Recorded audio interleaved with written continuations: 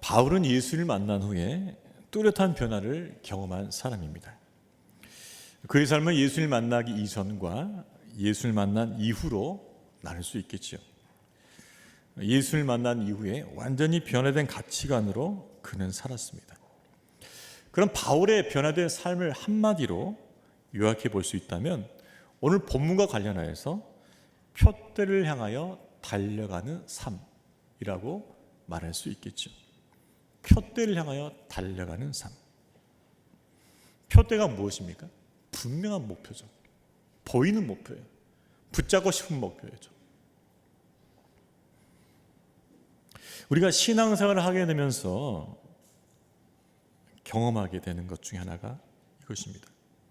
우리가 신앙생활을 바르게 하고 있을 때 경험되는 몇 가지 특징이 있는데 그 중에 하나가 삶의 목표, 삶의 이유가 분명해진다는 것이에요. 처음에 신앙생활 할 때는 희미했어요. 아직 세상 것과 혼동되기도 하고 섞여 있죠. 그런데 우리가 신앙생활을 바르게 하다 보면은 우리의 목표가 분명해지는 것이죠. 또렷해지는 것이죠. 내가 살아가는 이유가 분명해져요. 항상 그것을 생각해요. 표대가 분명해진다는 것이죠. 오늘 본문은 사도 바울이 그렇게 분명한 표대를 붙잡고 살았다는 것을 이야기하고 있습니다. 그리고 빌립보교의 성도들뿐만 아니라 오늘을 사는 우리에게도 그러한 삶을 살라고 도전하고 있어요. 자, 우리 1절 말씀 같이 한번 읽어볼까요? 시작. 끝으로 나의 형제들아 주 안에서 기뻐하라. 너에게 같은 말을 쓰는 것이 내게는 수고름이 없고 너희에게는 안전하니라. 끝으로 그랬으면 빌립보서는 3장으로 끝났을 것입니다. 근데 4장까지 있어요. 이게 어떻게 된 거지? 예전에 편지 쓸 때 이렇게 한 번에 일필휘지라고 그러죠. 한 번에 다 쓰는 것이 아니라 쓰고 좀 쉬었다가 다음 날도 쓰기도 하고 이랬어요. 바울이 끝으로 하면서 마무리하려고 그랬는데 어떤 소식을 들은 거예요. 안 좋은 소식을 들은 거예요. 그래서 끝을 낼 수는 없었어요. 자, 그런데 먼저 권면하는 것은 이것입니다. 주 안에서 기뻐하라라는 것이죠. 주 안에. 이건 항상 계속 반복하고 있는 것이에요. 주 안에서 기뻐하라. 내가 기뻐하는 것처럼 너희도 기뻐하라고 권면하고 있습니다. 바울의 상황이 어떤 상황이죠? 감옥에 갇힌 상황. 도저히 인간적으로는 기뻐할 수 없는 상황. 그 상황에서 기뻐한다는 것입니다. 왜 그는 기뻐했을까요? 감옥에 갇혀있는 자신의 매임을 오히려 복음의 진보로 바꾸시는 하나님의 선하심을 경험했기 때문에 그래요. 자신은 지금 매여 있죠. 그런데 복음은 진보하는 것이죠. 바울을 통해서 시위대 안에 사람들에게 복음이 증거됩니다. 바울의 그 모습에 도전받고 바뀌는 사람들이 또 열심히 전도합니다. 매임이라는 환난이 있었지만 복음은 더 진보되는 것이에요. 그래서 기뻐한다는 것이죠. 여러분, 그렇습니다. 비록 우리가 환난과 근심과 고난 가운데 있다 할지라도 우리가 주 안에 있으면, 하나님 중심으로 잘 서 있으면은 기뻐할 일이 보인다는 것이에요. 인간적으로 보면은 내 삶이 지금 힘들어요. 고난 가운데 있어요. 환난에 처해 있어요. 근심 걱정할 일이 많아요. 그런데 내가 주 안에 있으면, 하나님 중심으로 내 삶을 바라보면 기뻐할 일이 있다는 것입니다. 기뻐할 수 있다는 것입니다. 이것이 바울의 고백이라는 것이에요. 한번 따라해 보겠습니다. 주 안에 있으면 기뻐할 일이 보인다. 기뻐할 수 있다. 이것이 우리의 소망이라는 것이에요. 인간적으로 낙진된 상황이라면 계속 절망만 해야 되는 것이 아니라는 것입니다. 환난 중에도 주 안에 있으면 기뻐할 일이 있고 기뻐할 수 있다라고 말하는 것이죠. 이 복된 소망을 가지고 주님 안에 거하는 성도들 되시기를 주의 이름으로 축복합니다. 그래요. 기뻐할 일을 주셔요. 그럼에도 불구하고 기뻐할 수 있어요. 그 은혜를 누리는 우리 모두가 되시기를 주님의 이름으로 축복합니다. 맞아요. 자, 그런데 한 가지 염려하면서 당부한 일이 있었어요. 그것이 바로 무엇이었을까? 그것은 할례파였습니다. 바울이 부지런히 교회를 개척하고 돌아다니고 있을 때 가라지를 뿌리는 사람도 있었어요. 유대주의자들. 바울이 교회를 잘 세웠습니다. 근데 나중에 와서 이런 말을 퍼뜨리는 거예요. 예수 믿는 것만으로는 구원받지 못해.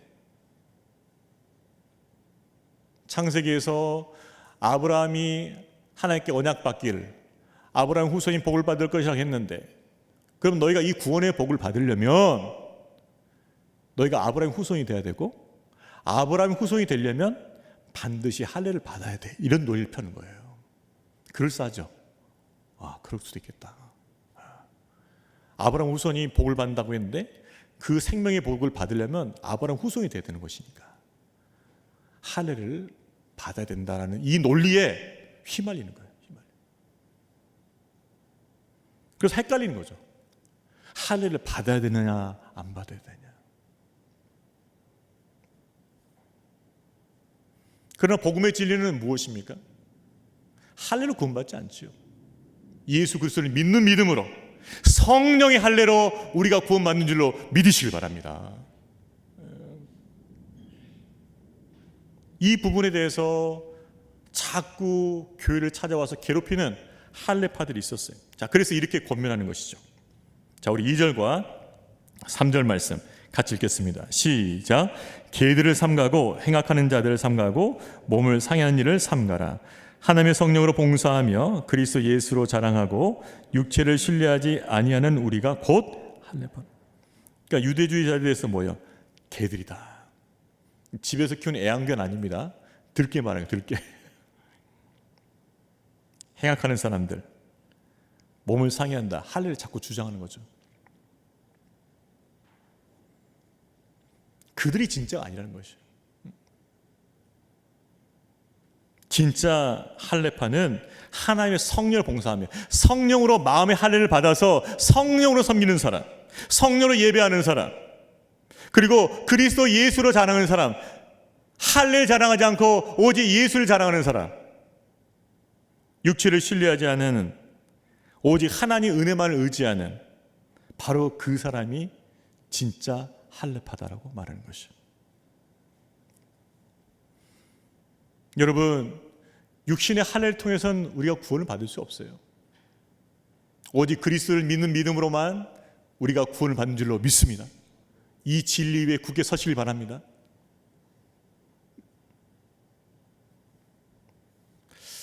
제가 예전 교회에서 신방 갔을 때 얘기해요.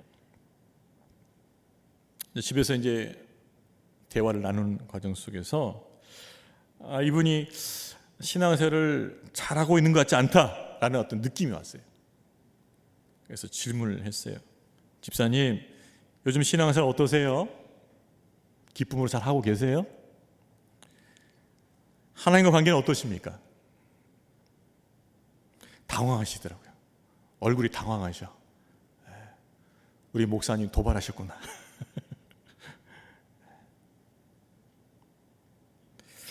대답이 재밌습니다. 못하면 못한다고 하든지, 요즘 제가 기도를 안 하고 있습니다, 이렇게 하든지. 답이 이거예요. 목사님, 우리 집안이 대대로 기독교 4대 집안입니다. 우리 삼촌들 가운데 목사님들 많으셔요. 누가 물어봤나? 지금 뭘 얘기하는 건가? 이 사람은 신앙생활 하면서 육체를 신뢰하는 거예요. 육체를 신뢰하는 거예요. 4대께 기독교 집안, 우리 삼촌 중에 목사들이 많다. 육체를 신뢰하고 육체를 신뢰하고. 그럼 4대 때 기독교 집안이고 삼촌들 가운데 목사들이 많으면 이 사람이 구원 받습니까? 받아요, 못 받아요? 보장 못해요. 예수 안 믿으면 육체를 신뢰하고 있는 거예요. 육체를.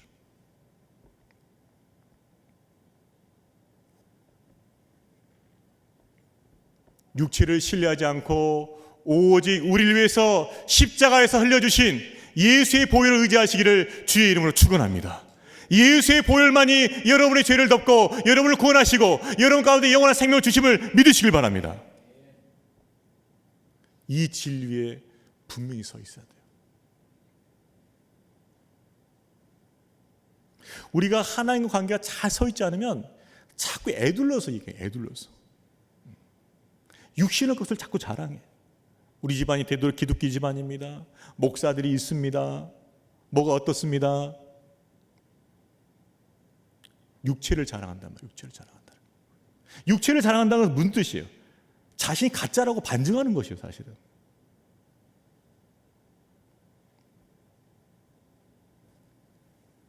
하나님의 성령으로 봉사하며 그리스도 예수로 자랑하고 육체를 신뢰하지 않는 참 하나님의 자녀 되시기를 주의 이름으로 축복합니다.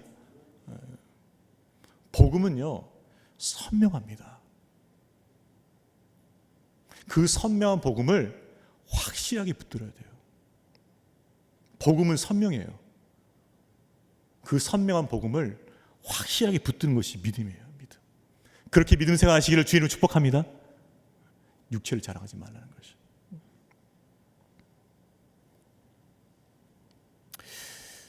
할례 받았다 육체를 자랑하는 그런 사람들 앞에서 바울이 이런 주장을 해요.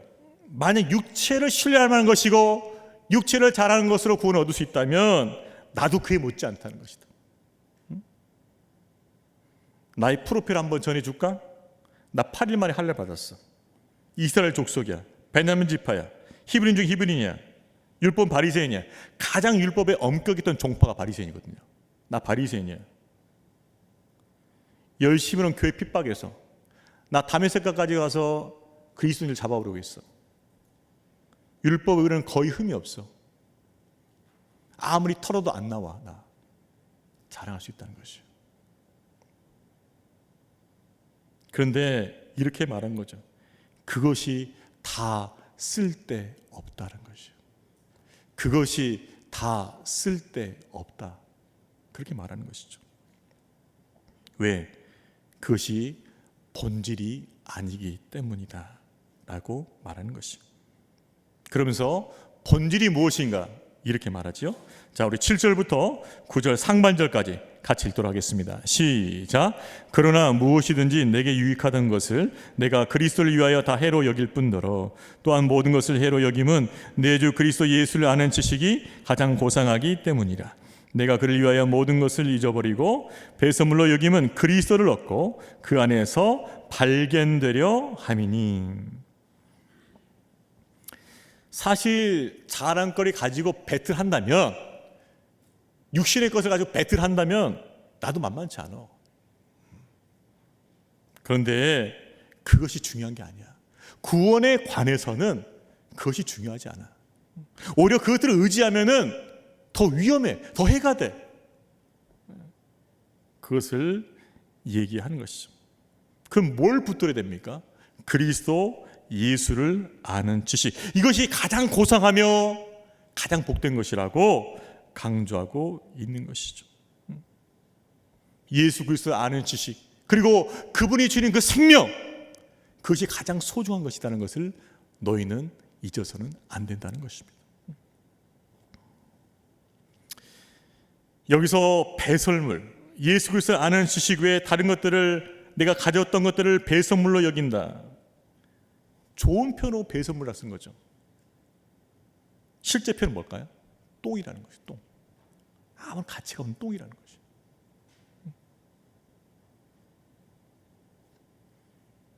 우리 구원에 관해서 예수 그리스도 외에 다른 것을 계속 의지하는 것은 똥과 같다는 것입니다. 쓸모가 없어요. 오히려 해가 돼. 그리스도를 찾는 데 방해가 돼요.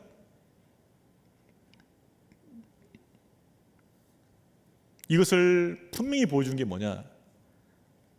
노아의 홍수 사건입니다. 하나님께서 노아를 통해서 방주를 지려가시죠. 120년 동안. 120년 동안 기회를 주신 거예요. 돌아오라고. 사람들은 노아를 보고 미쳤다고 하지 관심을 가지 않습니다. 그런데 마지막 홍수가 내리기 전 그 마지막 결정이 나요. 산자와 죽은 자가 결정이 납니다. 어떻게 해요? 그 방주에 들어간 자는 사는 자고 그 방주에 들어가지 못한 자는 죽는 자가 되는 것이. 그 당시에 돈이 많은 재벌 같은 사람이 있었을 것이에요. 돈 많으면 뭐합니까? 방주에 들어가 있지 않는데. 왕 같은 권리를 가진 사람이 분명히 있었을 거예요. 그 당시에도. 왕이면 뭐예요? 방주에 들어가 있지 않는데. 사회적으로 영향을 끼치는 인플루언서가 분명히 있었을 것입니다. 그 사람이 말하면 많은 사람이 환호하고 따라주는 인플루언서도 있었을 것이에요. 분명히. 그런 명성 있는 사람이 뭐합니까? 방주에 들어가 있지 않는데. 그래서 똥이라는 것이에요. 배설물인 것이에요. 그래서 바울은 이 극명한 차이를 알았던 것이에요. 다 똥이구나. 다 배설물이구나. 그렇기 때문에 그리스도 예수를 아는 지식이 가장 고상하고 가장 소중하고 가장 가치 있기 때문에 나는 이것만 붙든다고 말하는 것이죠. 여러분, 예수 그리스도를 알고 믿었습니까? 그분 안에 거하고 있어요? 그분 안에서 발견되고 있습니까?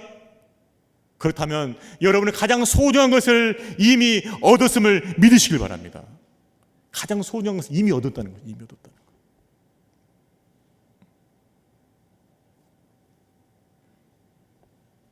그럼에도 불구하고 여전히 배설물을 뒤적거리는 우리의 모습도 있지요.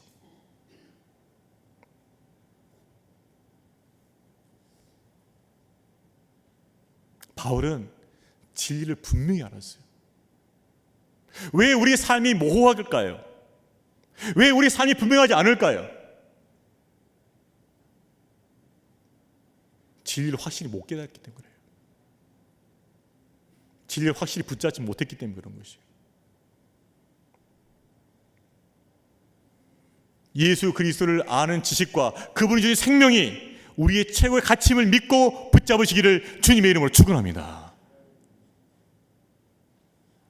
끝까지 항상 붙잡으셔야 돼요.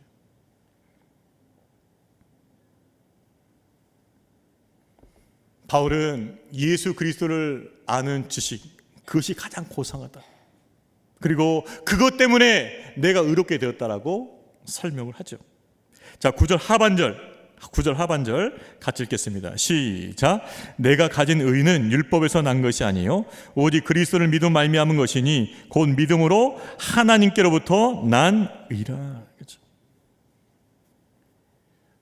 유대주의자들은 할례도 받아야 돼라고 할례를 강조하고 있지만 그렇지 않다는 거죠. 오직 그리스도를 믿는 믿음으로 말미암아 의롭게 되어진다. 이 신칭이 믿음으로 의롭게 된다는 것이죠. 그래서 그 의는 내가 노력해서 내 공로로 얻은 의가 아니고 믿음 말미암아 하나님께서 주신 의, 은혜로 주신 의, 선물로 주신 의라는 것입니다. 그래서 우리가 의로운 하나님 자녀가 됐다는 것에 대해서 우리는 자랑할 것이 전혀 없어요. 그저 선물로 받은 거예요. 받은 거. 그 의를 선물로 받은 것을 기뻐하고 감사하고 즐거워하시기를 주님으로 축복합니다. 거저 주셨단 말이에요. 거저 주셨어요. 거저.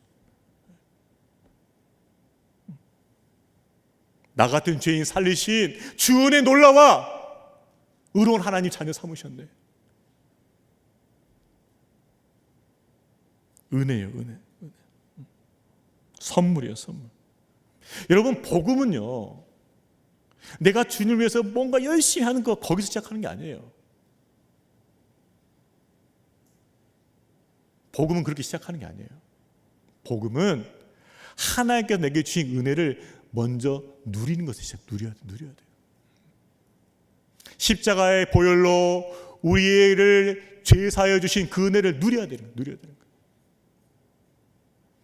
값없이 의롭게 하신 그 은혜를 누리는 것이죠. 벌레마도 못한 이 죄인을 하나님의 자녀되게 하신 그 은혜를 누리는 것이죠. 한번 따라해 보겠습니다. 복음은 누리는 것이다. 맞아요. 누리는 것이에요. 누리는 것. 내게 주신 은혜와 복을 누리는 거예요. 누리는 거. 그것이 복음이에요. 믿고 누리죠. 믿고 누리는 거.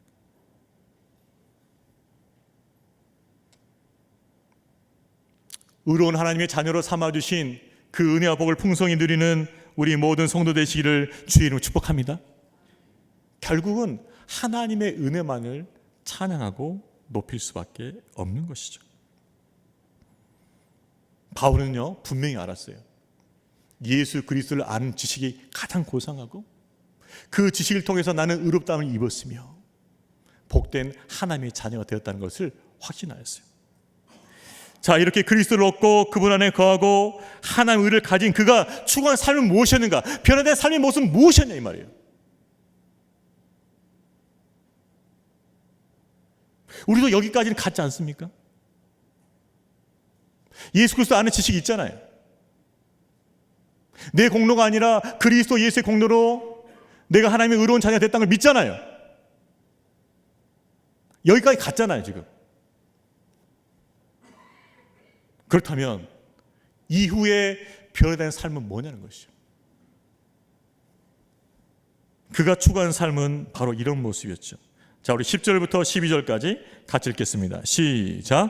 내가 그리스도와 그 부활의 권능과 그 고난의 참여를 알고자 하여 그의 죽으심을 본받아 어떻게 해서든지 죽은 자 가운데서 부활에 이르려 하노니 내가 이미 얻었담도 아니요 온전히 이루었담도 아니라 오직 내가 그리스도 예수께 잡힌 바 된 그것을 잡으려고 달려가노라.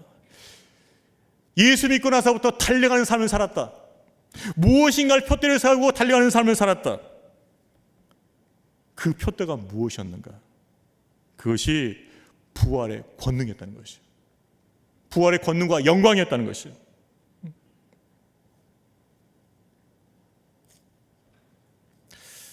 말씀을 보면은 부활의 권능과 그 고난에 참여. 바울이 궁극적으로 추구했던 것은 부활의 권능과 영광이었어요. 그리고 그 부활의 권능과 영광을 얻기 위해서는 이 땅에서 고난에 참여해야 한다는 것을 알았던 것이죠. 누구처럼? 예수님처럼. 그래서 그 부활의 권능과 영광을 내가 얻기 위해서 내가 고난에 참여한다라고 말하고 있는 것이죠.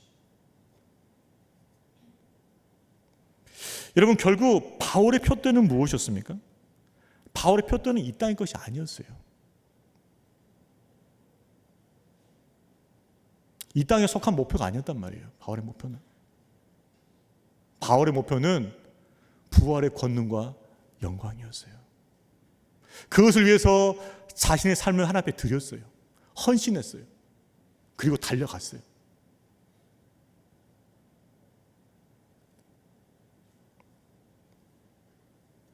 우리는 우리의 표대가 무엇인지를 점검해야 돼요. 나의 표대는 이미 예수 그리스도 아는 지식이 있고 하나님의 의로운 자녀가 된 나는 어떤 표대를 가지고 있냔 말이에요. 바울처럼 하늘에 속한 표대를 가지고 있는지 점검해야 돼요.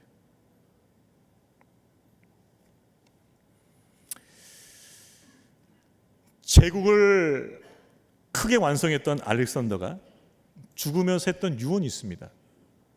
내가 죽거든 관에다 내 시체를 담을 터인데 그 관 양쪽에 구멍을 내고 내 팔을 거기에 끼워라.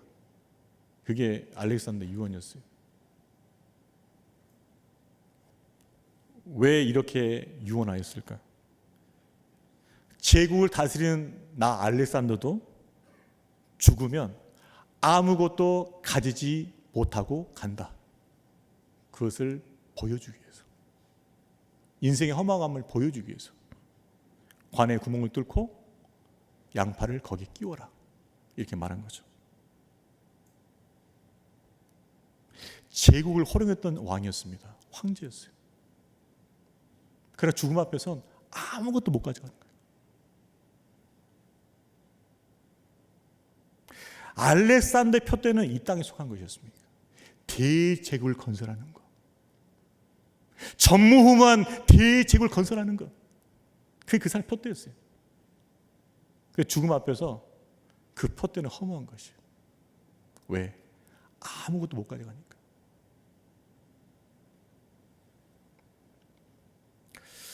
저는 여러 번 장례를 치러봤습니다. 믿는 자의 장례도 치러봤고 믿지 않고 돌아가신 분의 장례도 쳐봤어요. 다 정성껏 치릅니다. 저는 장례를. 그런데 느낌이 다른 것은 어쩔 수 없어요. 믿는 자의 장례를 치를 때는 물론 인간적으로 슬프죠. 돌아가셨으니까. 근데 제 마음에 기쁨이 있어요. 이분 천국 가셨다. 영생의 즐거움에 참여하셨다. 부활의 권능과 영광에 참여하셨다. 하나님 품에 안기셨다. 장례를 치르면서도 그 기쁨의 소망이 내 안에 있단 말이에요. 믿지 않는 분의 장례를 칠 때는 달라요. 마음이 슬퍼요. 마음이 아파요. 왜? 그 기쁨의 소망이 내 안에 없기 때문에. 가족이 원하니까 내가 장례를 쳐주는 거지. 그러나 이분에게는 부활의 권능과 영광이 없습니다. 영생이 없어요.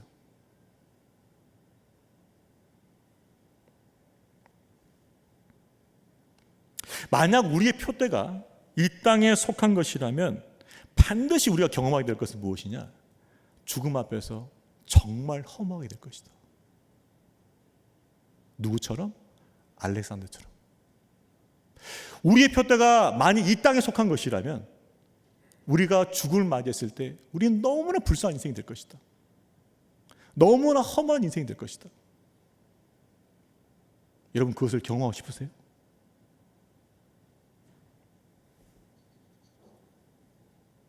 그러나 만약 우리의 푯대가 하늘에 속한 것이라면, 하늘에 속한 것이고 부활의 권능과 영광이라면 그 죽음 앞에서 오히려 기뻐하고 소망하게 될 줄로 믿으시길 바랍니다.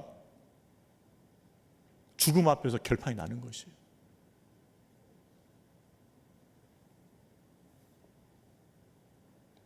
만약 우리가 하늘에 속한 부활의 권능과 영광을 푯대로 삼는다면 비록 이 땅의 삶이 십자가의 삶이라 할지라도 고난이 많고 어려움이 많고 환난이 있고 지치고 힘든 삶이라 할지라도 하늘에 속한 그 푯대는 소망 때문에 우리의 나중은 영광스럽게 될 줄로 믿으시길 바랍니다.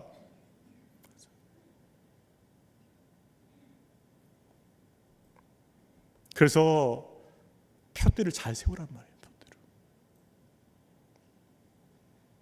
알렉산더처럼 죽음 앞에서 허망하지 않도록, 처참하지 않도록. 바울은 부활의 권능과 그 영광이라는 그 분명 푯대를 세우고 달려갔다고 고백하고 있어요.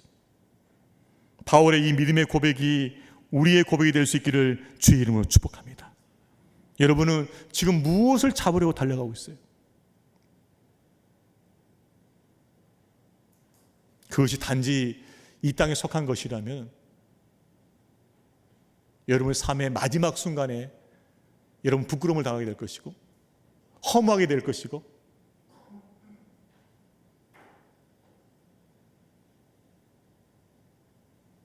마음의 힘듦을 경험하게 될 것입니다. 그래서 바울은 마지막으로 이렇게 고백을 해요. 나는 분명한 푯대를 세웠고 그 푯대를 위해서 달려가고 있다. 자, 우리 마지막 13절에서 15절, 16절까지 같이 읽겠습니다. 시작. 형제들아, 나는 아직 내가 잡은 줄로 여기지 아니하고 오직 한 일, 즉 뒤에 있는 것은 잊어버리고 앞에 있는 것을 잡으려고 푯대를 향하여 그리스도 예수 안에서 하나님이 위에서 부르신 부름의 상을 위하여 달려가노라. 그러므로 누구든지 우리 온전히 이룬 자들은 이렇게 생각할지니 만일 어떤 일에 너희가 달리 생각하면 하나님 이것도 너희에게 나타내시리라. 오직 우리가 어디까지 이뤘든지 그대로 행할 것이다. 바울은요, 사실 대단한 업적을 이룬 사람이에요. 아시아와 유럽에 바울처럼 교회를 세운 사람이 누가 있겠습니까?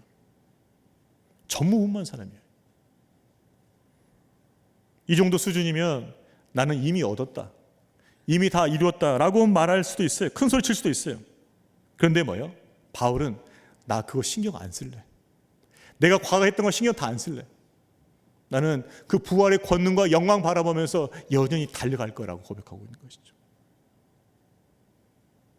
우리는 어떻습니까? 우리가 과거에 해놓던 거 가지고 죄송한 표현이지만 재탕, 3탕, 4탕, 5탕까지 할 수 있어요. 이 앞에 비전 하나도 없어. 비전 없습니다. 앞으로 달려갈 방향 없어요. 자꾸 뒤에 거 가지고 돌아보면서 그것만 자랑하면서 그러지 말라는 것이에요. 과거에 했던 거 다 잊어버리는 것이에요. 그리고 표대를 향해서 달려가는 것이에요. 오늘도 주님의 그 부르심을 향해 달려가라고 말씀하시는 것입니다. 그 사명의 부르심을 향해 달려가라고 말씀하시는 것이에요. 또 과거의 실패를 많이 경험했어요. 삶에서 신앙의 실패를 많이 경험할 수도 있어요. 거기에 너무 매이지 말라는 것이에요. 과거의 실패와 실수와 나의 부족함에 너무 매이지 말라는 것이에요. 그리고 다시 일어서서 달려가라는 것입니다. 16절 말씀에 오직 우리가 어디에 이르기까지 이르렀든지 그대로 행할 것이니라. 우리 삶의 자리에서 다시 표대를 세우고 부름의 상을 향해 위하여 부활의 권능과 영광이여 계속해서 달려가는 복된 성도 되시기를 주의 이름으로 축복합니다. 지금 올림픽 시즌이죠. 올림픽의 마지막 경기가 뭐죠? 우리 찬양대? 뭐죠? 역시 찬양대는 아무나 서는 것은 아닙니다. 마라톤이죠. 2004년도 아테네 올림픽 마라톤 때 참 희한한 일이 일어났어요. 브라질의 지 리마라는 선수가 마라톤에서 중반 정도까지 1위로 달리고 있었습니다. 선두에 달리고 있었어요. 근데 갑자기 어떤 일이 벌어지냐면 관중에서 그 달리고 있는 모습을 보는 관중에서 한 사람이 뛰어나와가지고 리마를 안고 가버린 거예요. 관수가 가버렸어요. 설마 그런 일이 진짜 일어났습니다. 끌고 가버렸어요. 뛰고 있는 선수를 붙잡아가지고 끌고 가버렸어요. 붙잡아놨어요. 지체하시고 붙잡아놨어요. 사람들이 돈 받아가지고 겨우 빠져나와가지고 달리기 시작했습니다. 근데 템포를 잃어버렸죠. 이미 그 달린 템포가 있잖아요. 그러더니 밀려버리기 시작한 거예요. 1위한테 밀리고 앞에 뒤따라오는 사람한테 밀리고 또 밀리고 열심히 달려가지고 동메달을 땄어요. 동메달. 억울하죠. 뭐야, 괜히 저렇게 고생해가지고 내가 1위도 못하고 엉뚱한 일 당해가지고 낙심하면서 안 뛸 수도 있었겠죠. 포기할 수도 있었겠죠. 그런데 그는 끝까지 뛰어서 동메달을 받았어요. 자, 이것을 그때 올림픽위원회가 기억하면서 또 다른 메달을 줬어요. 특별한 메달을 줬어요. 금메달 줄 수는 없죠. 금메달 주면 이제 난리 나니까 특별한 메달 준 거예요. 그런 어려운 상황에서도 포기하지 않고 끝까지 달려준 그를 위해서 특별한 메달을 만들어줬습니다. 여러분의 과거 이루었던 그것에만 매이지 말고 또 과거의 실패에만 매이지 말고 계속해서 표대를 향해 달려가시는 복된 성도 되시기를 주의를 축복합니다. 달려야 된다. 말씀을 정리하겠습니다. 바울은 그리스도를 아는 지식을 최고로 여겼어요. 그리고 부르심의 상, 즉 부활의 권능과 영광을 위해서 그 표대를 향해서 달려갔습니다. 그리고 마침내 그가 바라는 대로 부활의 권능과 영광에 참여하게 되었어요. 예수님처럼 바울처럼 부활의 권능과 영광에 참여하고자 끝까지 이 땅에서 십자가의 삶을 살아가는 저와 여러분 되기를 주의 이름으로 축복합니다. 이 땅에서 주를 위해 살다 보면은 많은 어려움이 있어요. 고난이 있습니다. 십자가 있어요. 하지만 그 고난의 십자가는 우리를 부활의 권능과 영광을 이끄는 견인차가 된 줄로 믿으시길 바랍니다. 그래서 우리 표대를 보여 부활의 권능과 영광으로 분명히 세워야 한다는 것이죠. 바울처럼 그리스도 아는 지식을 최고로 여기고 그분의 영광에 참여하고자 그분의 죽으심을 본받아 이 땅에서 십자가의 삶을 살아가는 믿음의 성도 되시기를 주의 이름으로 축원합니다.